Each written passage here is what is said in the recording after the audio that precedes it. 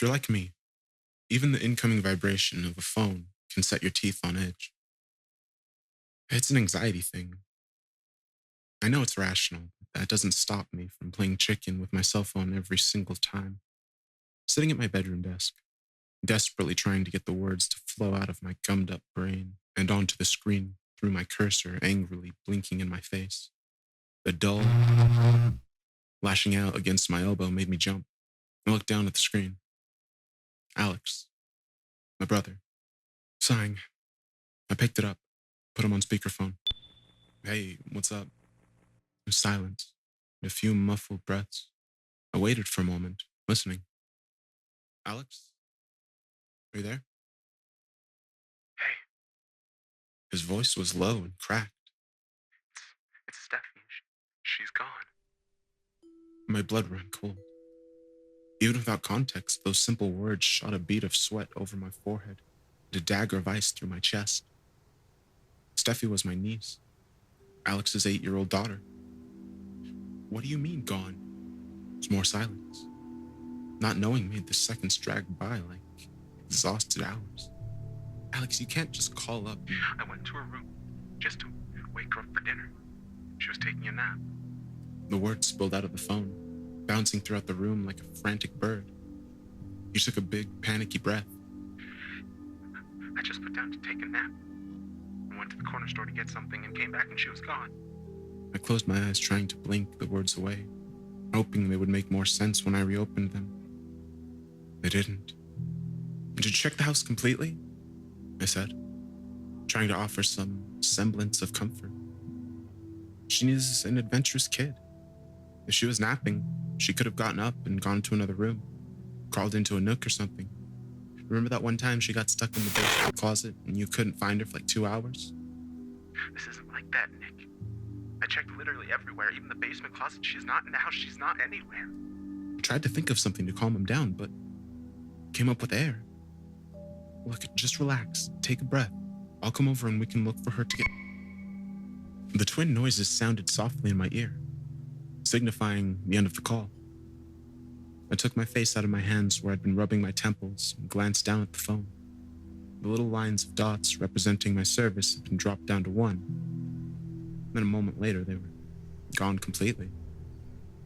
I usually had great service, especially in the house. And I toggled the Wi-Fi switch.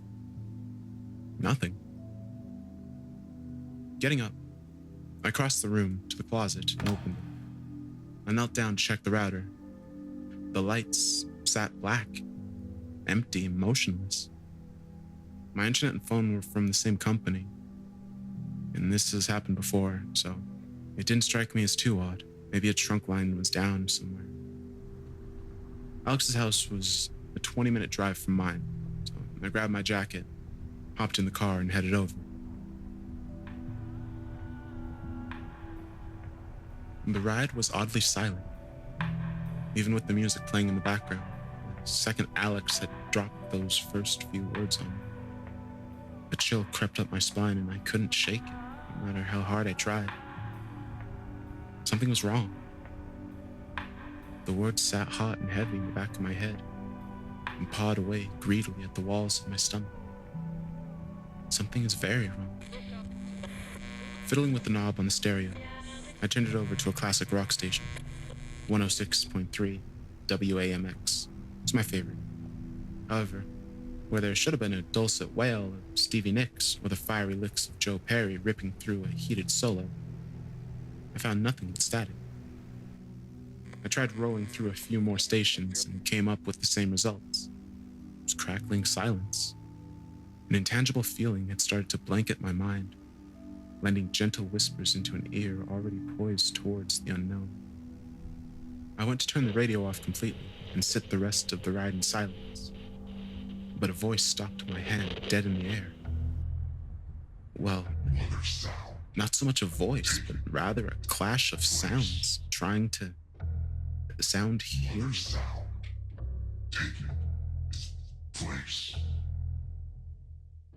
Have you ever imagined what the churning of an ocean might sound like if we gave it a voice? An amalgamation of foreign sounds fighting each other, clamoring to the top. choking on each other's blood, begging for the privilege of breath. Place. Destroy sickness. Mothersound. Leaving blood alone. It won't hurt. Destroy. I was in trance, hanging on every word.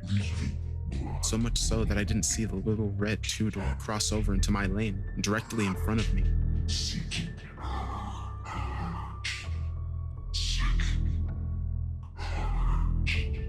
The whisper had become a shrill, breathy screech. Find from love in the above. Finding the release from Mothersound.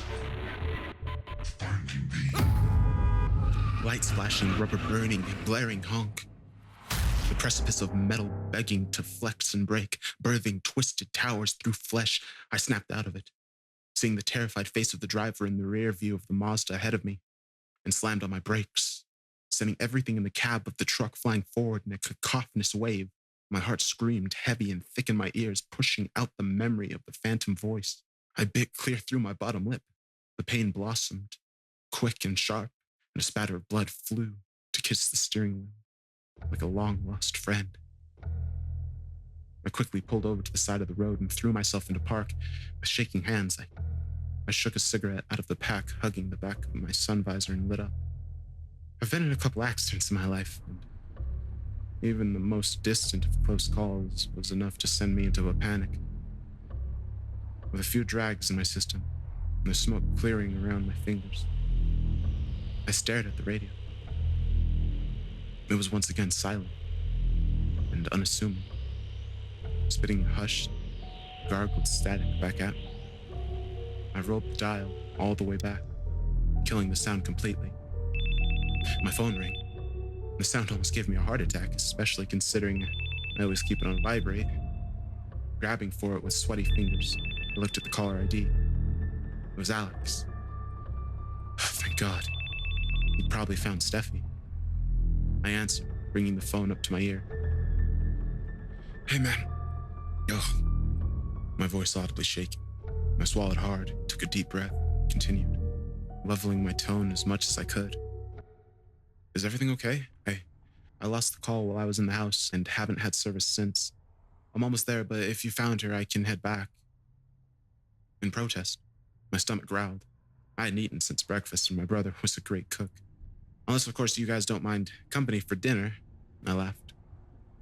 Silence. No breathing. No static. Nothing. Not even a whisper of normal feedback you might expect from a shitty cell phone. Maybe my network was still having issues. I sighed. I'd been planning on switching providers for a while, but this was coming at the worst possible time. Definitely the last straw. I was about to hang up when I heard a whistle. It wasn't like a person whistling, more like the wind whipping through a chain link fence. More like a soft howl. I stared at the phone, gripping it hard in my hand. As the sound grew in volume and strength, I don't know when it went from the realm of the call to the air around me, but within seconds, it was like the night itself was moaning, wide-eyed. I sat there, enraptured by impossibility and absurdity. Then, through the sheet of noise, the voice returned, loud and angry. A torrent, it screamed. Mothersound. Scream for echoes. Mothersound seeks the blood. Come to the Mothersound. Bring her sound. I tore my eyes away from the phone and looked through the windshield. What had been a cloudless night, steadily growing darker in the minutes prior, was now a mess of hazy fog, surrounding and tying the last strands of light into a ball and leaving them to choke at one singular point in the sky. It was as though a hand had actually formed dense cloud coverage and was holding the remnants of dust captive. And then I saw the hand actually take form. Slender, feminine fingers pushed their way out of the wispy clusters as though through smoke, grasping at nothing, unable to comprehend the actual surface of the seething mass and fragments of light. My eyes instead presented a twisted vascularity of shadows and clouded mist. Where there should have been nails, a swirling vortex of braided muscles churned, pumping viscous black blood back and forth over its wasted surface. The Leviathan hand waved to the earth below it, outstretched digits mimicking a massive dying spider, and grasped the fading sun, miniature and pathetic against its godlike spread as the dark rods crinkled in massive joints and enveloped a pale, citrine orb. I heard a pop ring out, not from any specific point of origin, but rather from the earth, from the air, from within my own body. I screamed, feeling every ounce of my blood pressurize and flex against my veins, but the sound was lost amongst the swell of the sky mourning the sun. Night fell hard, and so did my eyes. When I came to, I felt like a bullet shot through a plate of glass. I drenched in sweat, my entire body throbbing and heaving in waves of pain. I snapped my head from side to side, looking for any sign of abnormality. It was dark, darker than I'd seen in a while. I flipped the internal cab lights on, and the blood from my lip that had landed on the steering wheel looked like it had traveled upwards, leaving a dripping trail in the wrong direction. Then I caught sight of myself in the mirror, almost threw up. Scarlet rivulets of blood ran up my hairline from the corner of my eyes, mouth, and nose, apparently so eager to get out that they left clear impressions on my skin, now quickly giving way to light purplish bruises. I brought a hand up to touch my cheek and found myself looking at a limb that seemed like it belonged to a high school science class. My skin shone with an unearthly, almost iridescent glow. Almost translucent in the artificial light, I could see the arteries, pumping double time in an attempt to please an unseen master, with my heart furiously sped to keep up. I grabbed the hem of my shirt and lifted it, revealing an ocean of rippling flesh frozen in time. My stomach and chest looked like a desiccated tree trunk, deprived of a single drop of moisture, vines begging to burst through the shallow depths of the bark. Tears I didn't even know I could shed at this point were dripping down my face, kissed with a hint of red from the blood. It seemed as though they didn't desire the same elevated path as their crimson kin. A buzzing noise, thick with robotic artificiality, was humming through the air, deep and monotonous. I was starting to feel tight, extremely tight and claustrophobic. My phone rang. This time I didn't jump. It was almost as though I was expecting the call. The ringtone cut through the still air, calling to me like a digital siren. I answered. Hello? The voice coming through my lips sounded nothing like my own. It was gravelly and far away. The silence. Silence I was used to by now. And the chattering, almost a whisper, something lost, looking for its mother. Mothersound begs for the higher world to echo, needs the blood to cleanse the clouds. Then, a faint noise in the background, a gentle sound. A child's voice, singing a sweet lullaby. It blended in the foreground, still chanting its mantra for blood and echoes, Mothersound, and they became an imperfect duet. After a moment, I recognized the tune. It was the same one Steffi's mother, Alicia, used to sing to her every night before bed. A beautiful song of her own origin, crafted with tender love and care. When Steffi would wake in the middle of the night with terrors dancing in her head, Alicia would rush in and change the pitch just the slightest, letting the wordless melody wash over her in a cocoon of comfort.